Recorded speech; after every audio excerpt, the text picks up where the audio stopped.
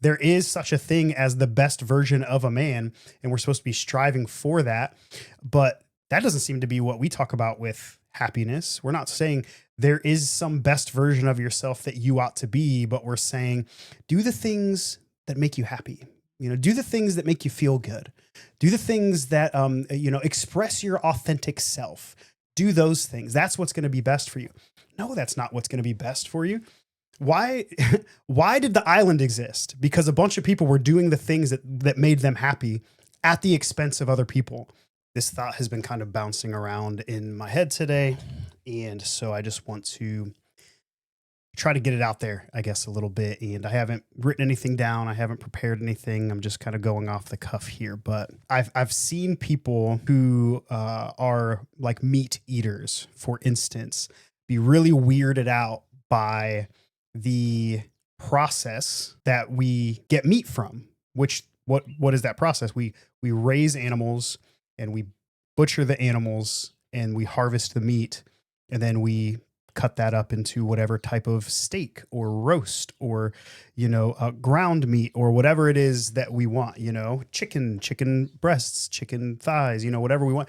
And so, it comes from an animal, but we're so used to, we can just go to the grocery store and it's already prepackaged and we never have to see the process, or we go through the drive-through and we don't even have to cook it. It's just put in our hands. And so we separate the end product from the process that it took to get it there. And, some people, the first time that they come face to face with that process, they become vegan or they become vegetarian. Other people don't, but they still don't want to take part in the process themselves. They're just very grateful to be able to go to the grocery store and buy their meat, or go through the fast food drive-through or whatever, all that's fine. But I became more aware of this as I got older. I grew up in a hunting family. And so I have personally taken part in that process where I have seen the animal alive. I have seen the animal not alive. I have processed the animal myself with my own hands and then fed my family with it. And so I've seen that process, and it's a much longer process.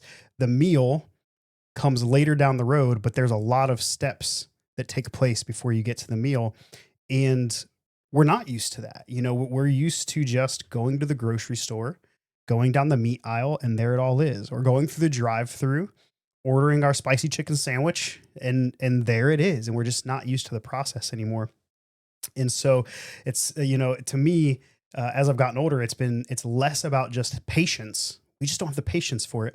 And it's more actually this disconnect between the end process, the end product, and the process that it took us to get there. And I was thinking about this because I feel like it's actually the same way with our value system. I feel like we expect people to be good people.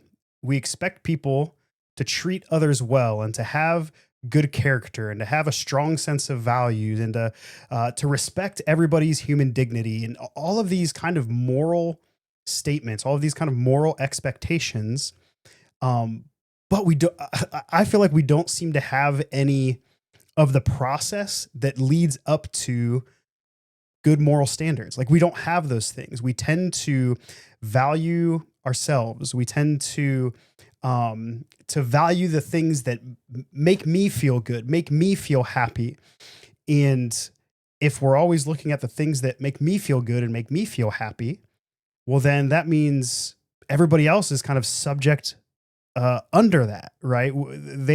They're not above me. I'm not looking to serve other people. What does it look like to love other people well when my own happiness is at the top of my food chain, so to speak? I feel like we expect goodness out of people, but we've given no framework for people to get that goodness. And then even where we maybe do kind of set some hard moral standards. You should respect other people. You should love other people. Humans have inherent worth, inherent value, inherent dignity. And so you should treat all humans that way. The truth is that it's like that's the drive-through. Like, we're just trying to go through the drive-through. We're just getting straight to the end statement. This is what's true. This is how we should behave.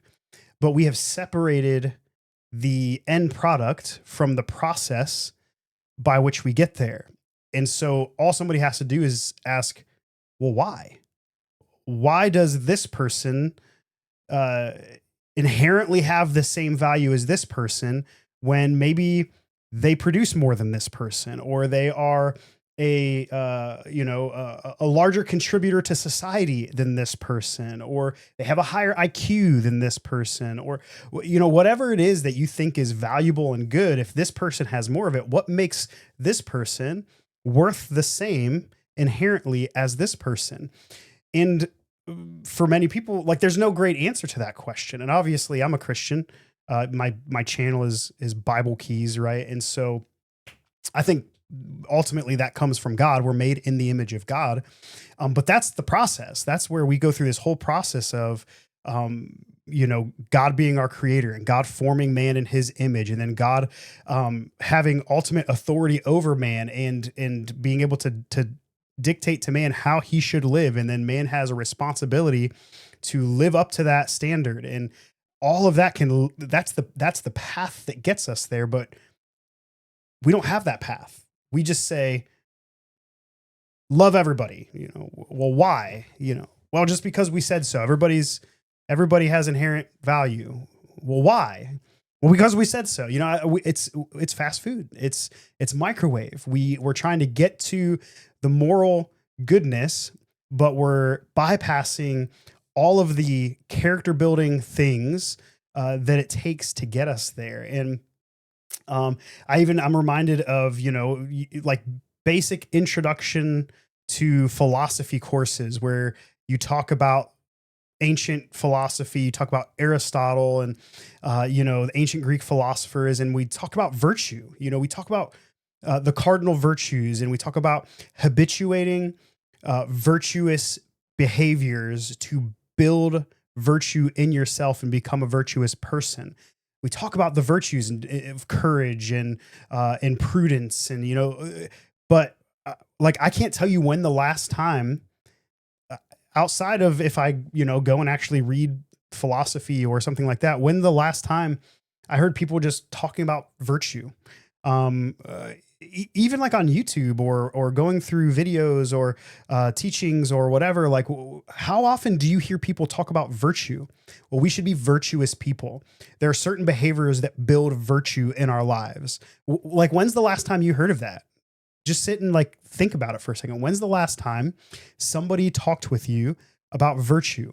When's the last time somebody talked with you about how to build virtue into your life? We just don't talk about it. We expect people to be virtuous, but we don't talk about how to build virtue. We don't talk about even like what makes us virtuous. We don't talk about even what virtue is. And it's just interesting to me. It's something that's standing out to me. And ultimately, again, I think for Christians, we base everything in this idea that there's a God who created us with intentionality, who has a design for us, a purpose for us, and a standard for us that we're supposed to live by. And when we miss that standard, there's something wrong. That's sin. We're rebelling against God, and we're supposed to be striving for that standard.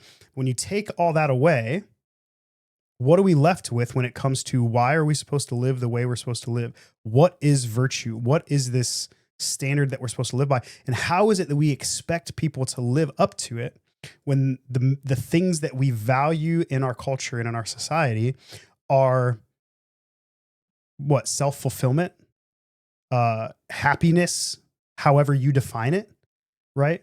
Even again, going to philosophy, when we would talk about the good life or, what brings happiness in philosophy, like we're striving after the good life. Well, what is that? That's again, with Aristotle, there's like a teleological idea there. It's like we were designed for something, or there is such a thing as the best version of a man, and we're supposed to be striving for that. But that doesn't seem to be what we talk about with happiness. We're not saying there is some best version of yourself that you ought to be, but we're saying do the things that make you happy. Do the things that make you feel good. Do the things that, express your authentic self. Do those things. That's what's going to be best for you. No, that's not what's going to be best for you. Why did the island exist? Because a bunch of people were doing the things that made them happy at the expense of other people. And we expect things like that to not happen, but we don't have a society or a culture where we value the things, value the character traits, where we exalt the character traits that make those things not happen. We exalt the character traits that say, just be yourself, just love yourself. I don't know how to break this to you, but yourself sucks. Like myself sucks. Our inherent selves we are selfish creatures. We will steal and kill and destroy to get ahead if left completely to ourselves. That's who we are. And it's not until we realize that ourselves aren't the most important thing and that other selves are just as important as us, whether or not they're valuable to us, whether or not they're doing anything for us. It's not until we realize that we can actually function, right? As a society, as a culture, as people. And it's not till we realize that we're going to have any kind of value for somebody else. But again, how do we get there? Do we just pop it in the microwave and hope that kind of sense of morality comes out? Or is there something that we're building on? What's the process that gets us there? And I think that's a problem for our culture. It's a problem for our society. It's a problem for secular culture, for secular society, is we can't get there outside of just brute force, just brute assertions. We can't get there without God. But I think it's just interesting because we're expecting people to get there. We're expecting people to live these good, virtuous, morally upright, good character, kind of lives, but we've left no framework for how to get there. Love yourself, be your authentic self, chase whatever makes you happy, but be a good person, love others, put others before yourself. Like those things are actually like at heads against each other. And so we can't get there that way. And so I think we are a fast food generation. We are a fast food culture. We're a microwave culture. But the problem is like, you can't microwave morality. You can't microwave good character. You can't microwave those things. There's a process that gets you there. There's a foundation that you have to build on. And one of the reasons that I think we're seeing the things that we're seeing when we're dealing with all the people that you're complaining about online right now, who seem to be these just terrible people, terrible leaders, whatever you want to say. Well, how can we expect anything different when this is the kind of character that our culture values and we're still valuing it? We're still telling young people, this is how you should live. This is the best way to live your life, is this self-actualization in this sense of let's make yourselves happy. And so, I think God does want us happy, but I think we are happiest when we are living in right relationship with God, when we are putting his standard above our own, when we are crucifying our flesh and picking up our cross and following him. And there's pain involved in that, but there's fulfillment involved with that. And there's love for each other that's involved with that, that you can try to microwave it. You can try to just act like that end product stands on its own, but it doesn't. There's still, the cow in the back room that's getting butchered for your hamburger, right? There's still something that you're building on, and you're trying to take the end product and separate it and say, no, we don't need that, but we do need that. Otherwise the end product fails. And that's what we're seeing. I think that's what we're experiencing, like day in and day out right now. That's why the files exist. That's why the island existed. That's why, just pick any, rage bait thing online that everybody's getting upset about. That's why it exists, is because we're trying to microwave morality. We're trying to microwave good character, and we are separating that end product from the process that actually gets us there. And the process that actually gets us there is submission to God. It's actually submitting ourselves under something that's bigger and greater and truer than our own desires. And so, if we can't recognize that, we're cooked, fam. Just kidding. Don't tell my kids I said that. But if you actually stuck around for however long this has been, 10 minutes or 15 minutes or whatever, hey, thank you. Thanks for hanging out for a little bit and watching this. And I'm sure many of you disagree. That's fine. Leave me a comment on why I'm stupid. But man, we can't microwave morality. We can't microwave ethics. We can't microwave good character. And ultimately, we are separating the end product from the process if we aren't building on the foundation of the God who created us. So love you guys. If you're new to my page, do me a favor, click follow, click subscribe, leave me a comment. Would love to hang out with you. I usually post shorts, but we did a longer video today because I wanted to word vomit for a little bit. So you're welcome. We'll see you next time.